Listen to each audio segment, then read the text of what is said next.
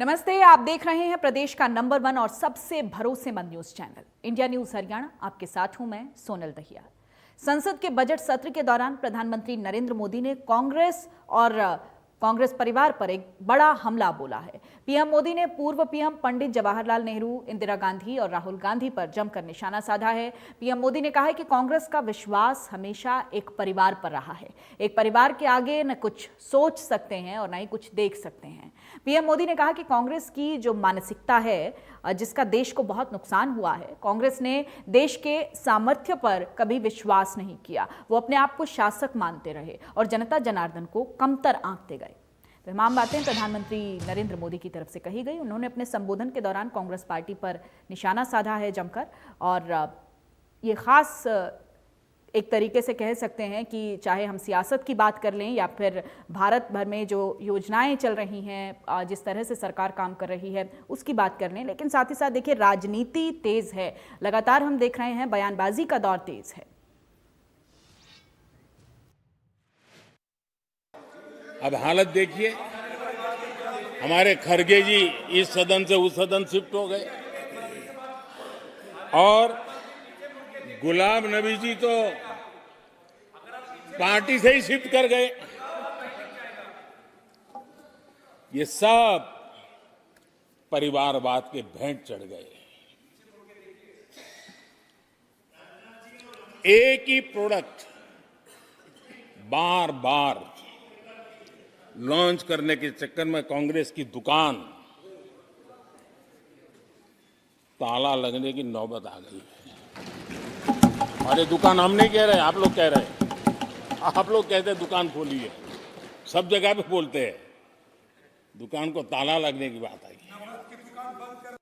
आदरणीय सभापति जी, जिस कांग्रेस ने ओबीसी को पूरी तरह आरक्षण नहीं दिया, जिसने सामान्य वर्ग के गरीबों को कभी आरक्षण नहीं दिया, जिसने बाबा साहब के बजाय बाबा साहब को भारत रत्न देने योग्य नहीं माना, अपने ही परिवार को भारत रत्न देते रहे, जिस कांग्रेस ने देश की गली सड़कों चौक चौराहे पर अपने ही परिवार के नाम के पाठ जड़ दिए हैं, वो हमें उपदेश दे रहे हैं। वो हमें सामाजिक न्याय पाठ पढ़ा रहे हैं।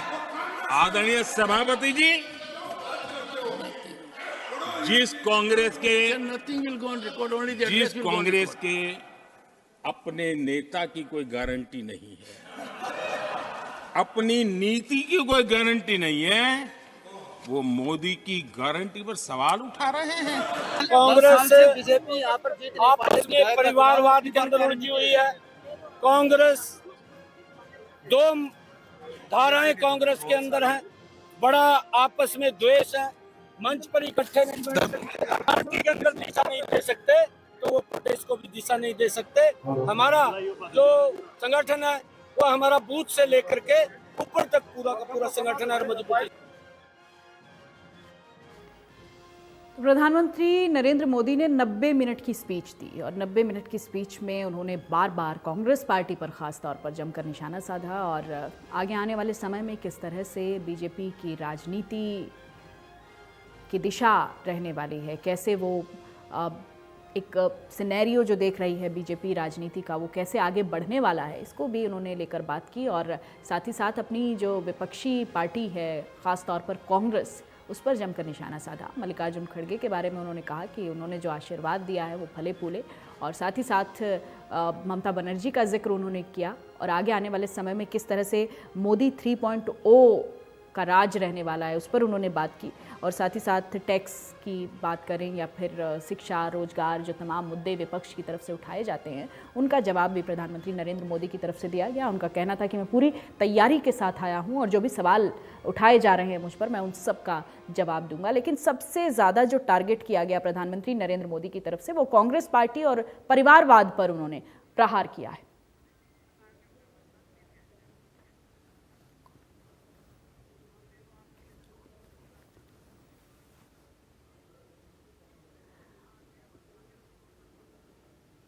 और इस वक्त हमारे साथ बीजेपी से प्रवक्ता नेहा धमन जुड़ चुकी हैं। नेहा जी, आपका बहुत बहुत स्वागत है।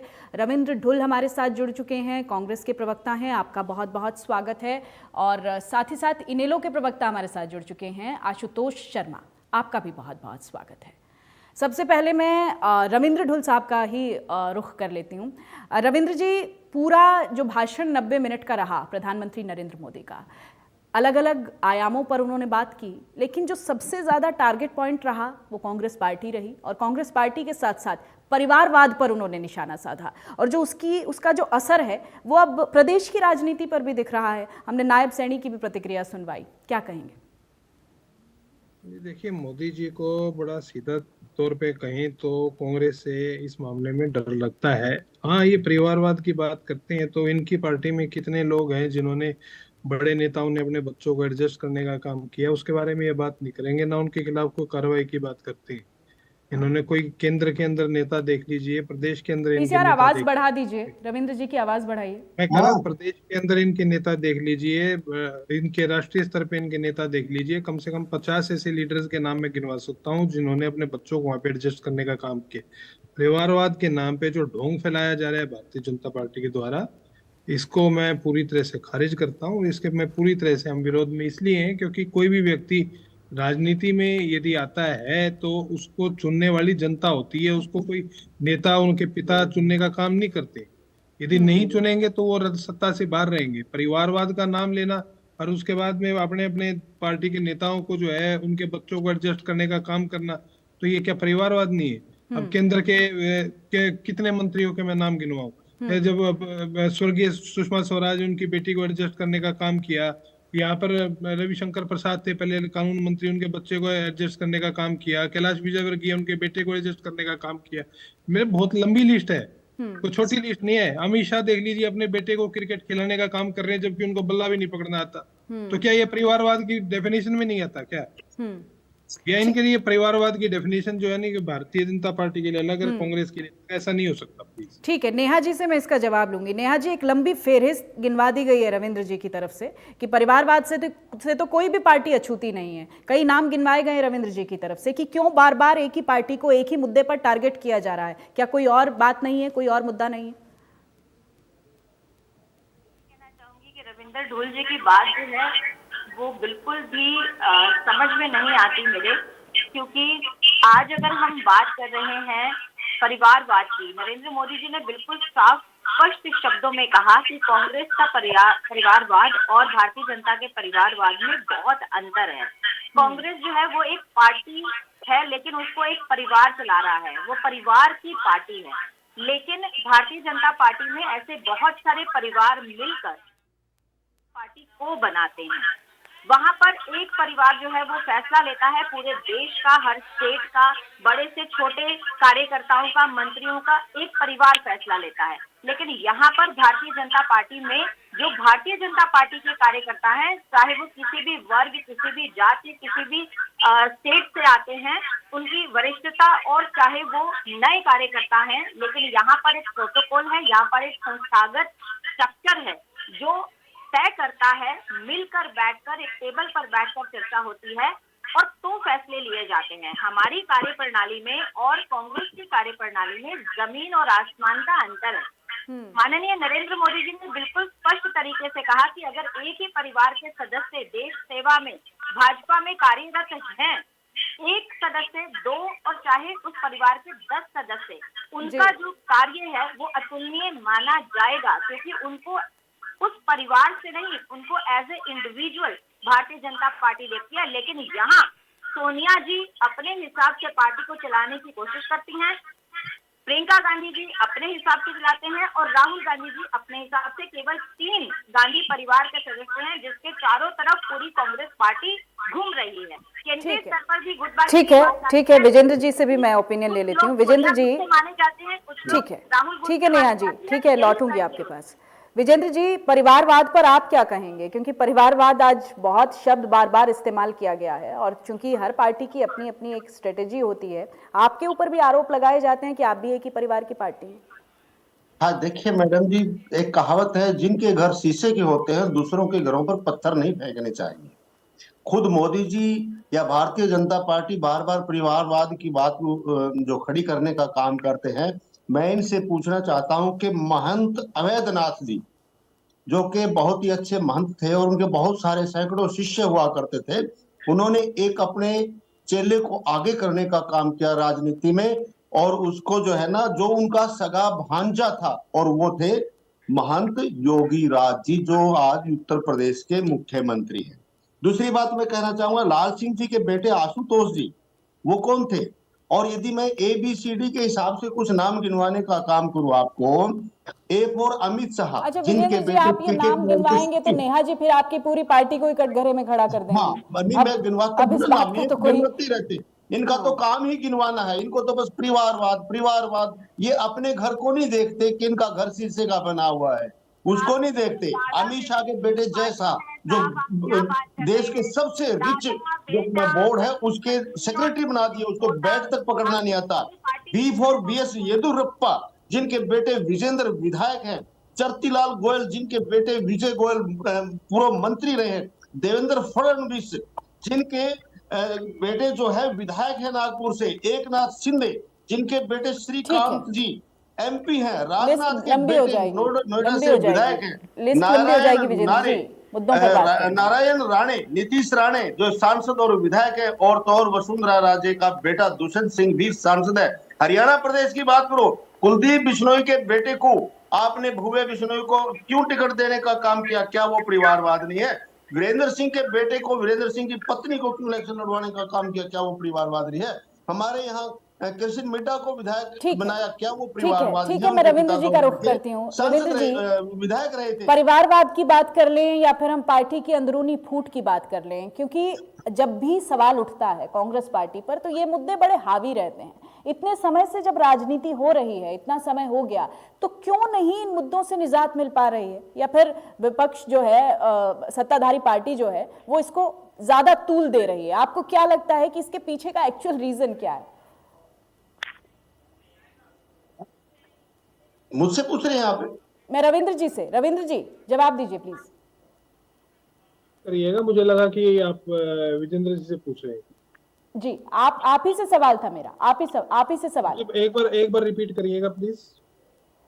रविंद्र जी, जिस तरह से लगातार आपकी पार्टी पर आरोप लगते हैं, चाहे हम परिवारवाद की बात कर लें या फिर हम अंदरूनी राजनीति की बात कर लें, इतने समय से एक पार्टी को कुछ खास मुद्दों पर घेरा जा रहा है, ये घेरा जा रहा है या फिर इसके पीछे का एक्चुअल रीजन कुछ और है?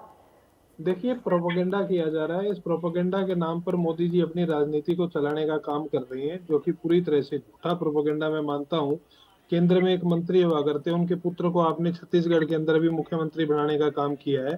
तो ये परिवारवाद का जो ढकोसला है, अब ये कहेंगे कि भ्रष्टाचार की बात कहेंगे, भ्रष्टाचार सबसे बड़ा ढकोसला है। क्यों सबसे बड़ा ढकोसला भाजपा का है कि ये जिन मुद्दों के ऊपर, जैसे 2G स्पेक्ट्रम के मामले में आए थे, कांग्रेस उसके अंदर जाकर के बरी हुई। कांग्रेस पार्टी का कोई मतलब नहीं निकला उसके अंदर से। बाकायदा कोर्ट ने बरी करके ये कहा कि ये मामला फर्जी खड़ा किया गया था।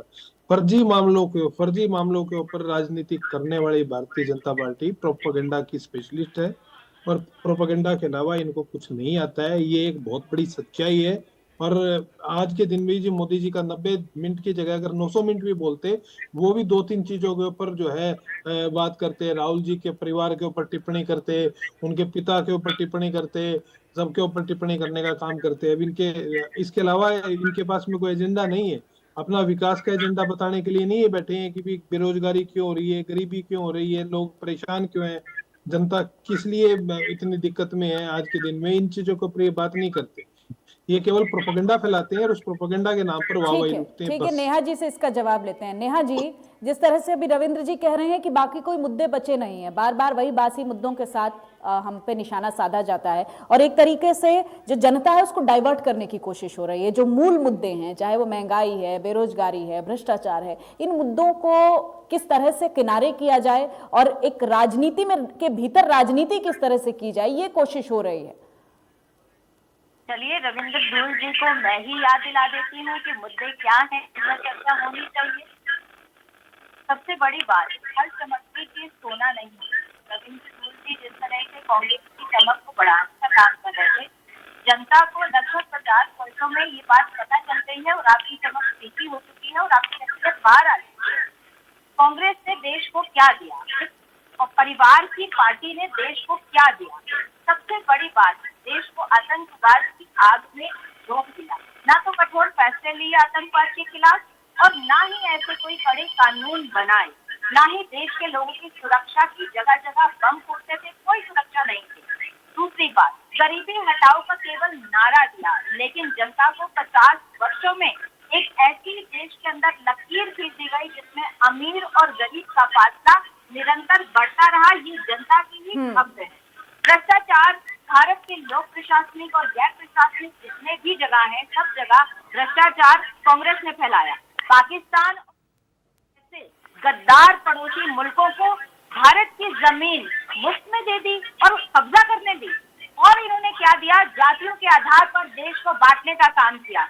हर चौक, हर गली मोहल्ले का, सड़क का नाम केवल गांधी परिवार पर रखा। किसी भी सामुदायिक केंद्र, कॉलेज का नाम देश के, अच्छा, नाम रखने की बात मत कीजिएगा नेहा जी, बहुत लंबी फेहरिस्त जो है वो गिनवा दी जाएगी रविंद्र जी की तरफ से। आप नाम रखने की बात मत कीजिए, ठीक है? कुछ कह रहे हैं रविंद्र जी। हमने शहीदों के नाम पर, गुरुओं के नाम पर, संस्थाओं के नाम रखे। हमने फ्रीडम फाइटर्स के नाम पर सड़क और सामुदायिक केंद्रों के नाम रखे, कॉलेज के नाम रखे, यूनिवर्सिटी के नाम रखे। हमने सैनिकों को, शहीदों को सम्मान दिया, गुरुओं को सम्मान दिया। ठीक है, इसी पर कुछ कह रहे हैं रविंद्र जी। की चाटुकारिता की, परिवार के आगे आप खुद को अनम्यूट कीजिए रविंद्र जी, आपकी आवाज हम तक नहीं पहुंच पा रही है, आवाज नहीं आ रही है, प्लीज। उनकी चाटुकारिता की 370 की आग में देश में कश्मीर को झोंक दिया। रविंद्र जी, आपकी आवाज हम तक नहीं पहुंच पा रही है, आप खुद को अनम्यूट कीजिए प्लीज, अनम्यूट कीजिए खुद को रविंद्र जी। कहते हैं कि हम वापस लौटेंगे, कुछ टेक्निकल इशू है, हम रविंद्र जी को नहीं सुन पा रहे हैं।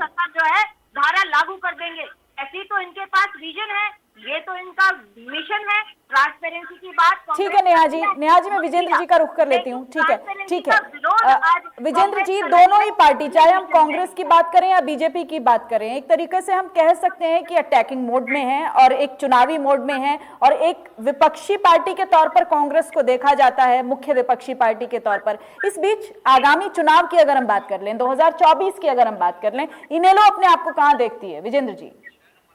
देखिए, इंडियन नेशनल लोकदल पार्टी और हरियाणा प्रदेश में सबसे मजबूत पार्टी है और आज भी पहले की सबसे मजबूत पार्टी। कांग्रेस से तो हमेशा मजबूत party Indian National Lokdal party रही है। आप जरा आंकड़ा उठा करके देखिए, 2014 में इंडियन नेशनल लोकदल पार्टी ने 2 लोकसभा जीतने का काम किया था। कांग्रेस एक और जो है जो एमएलए है 19 हमारे आए थे, कांग्रेस 15 पर रह गई थी। इंडियन नेशनल लोकदल पार्टी कहीं भी कांग्रेस से पीछे नहीं है।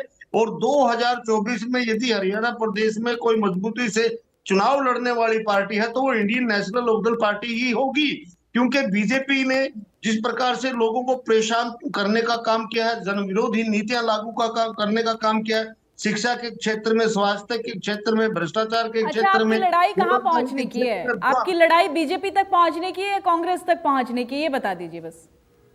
ऐसा है, मेरा मानना यह है कि हरियाणा प्रदेश में यदि कोई इलेक्शन में आमने सामने होंगे तो वो बीजेपी और इनेलो ही होगी। इनेलो और बीजेपी के मुकाबला होने जा रहा है। कांग्रेस पार्टी को और अन्य पार्टियों को तो आज तक ये नहीं पता वो गठबंधन में उतरेंगे या अकेले उतरेंगे। एक सीट के साथ इतना कॉन्फिडेंस कैसे आ जाता है विजेंद्र जी?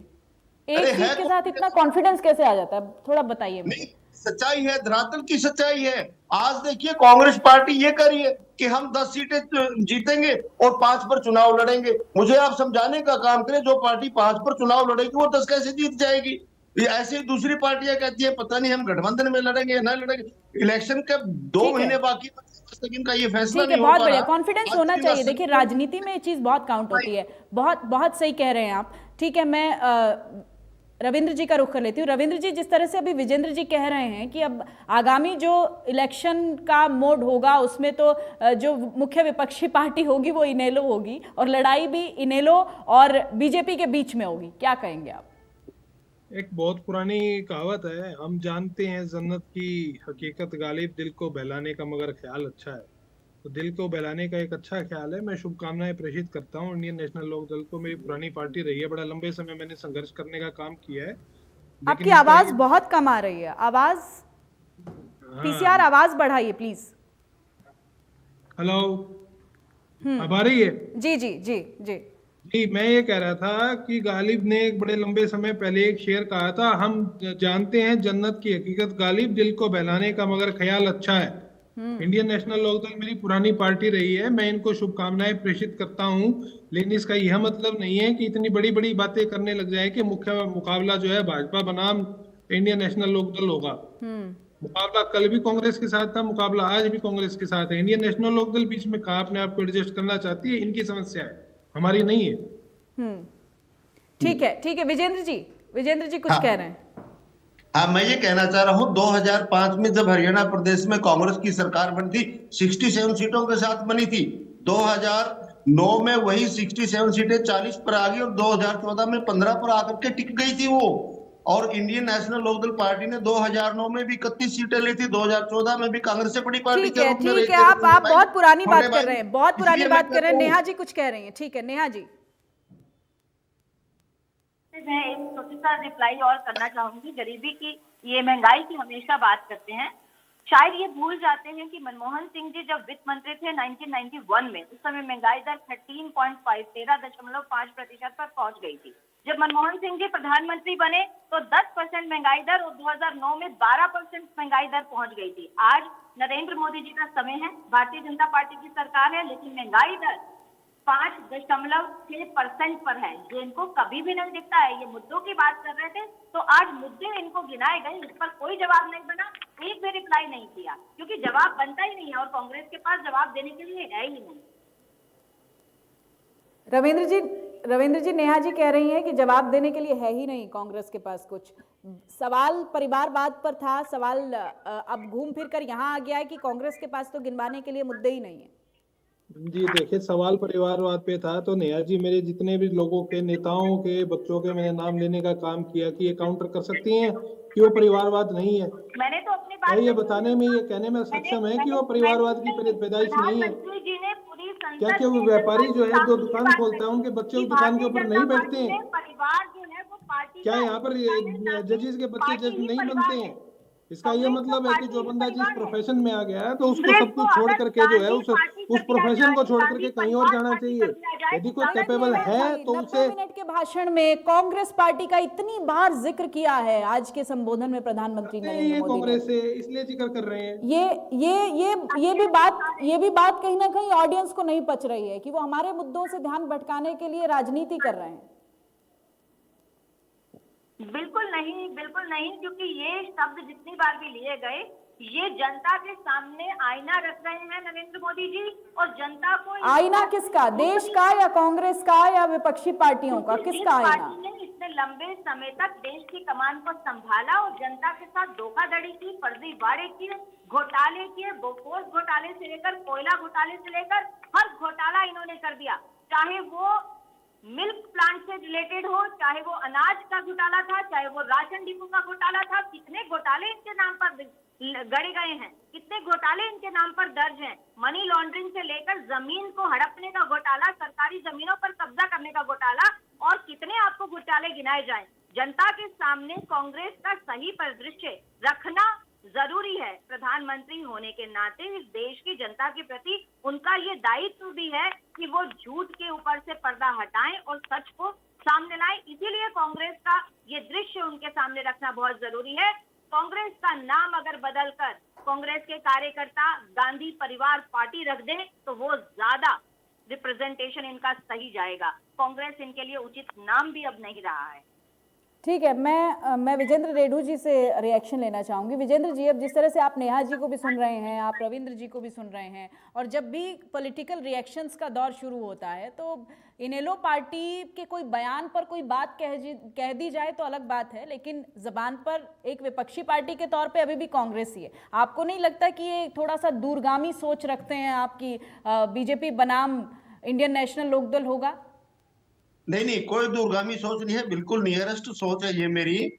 जब 5 स्टेट के इलेक्शन हुए, छत्तीसगढ़, मध्य प्रदेश, राजस्थान इत्यादि में, उससे पहले कहीं ना कहीं ये माना जाता था कि कांग्रेस पार्टी जो है ना स्टैंड पे है। लेकिन उन चुनाव में जो दुरुक्ति कांग्रेस पार्टी की ने करवाई अपनी, हुई नहीं है। पब्लिक चाहती थी। फिलहाल के आंकड़े पर क्या कहेंगे आप? जो फिलहाल आंकड़ा है उस पर क्या कहेंगे आप?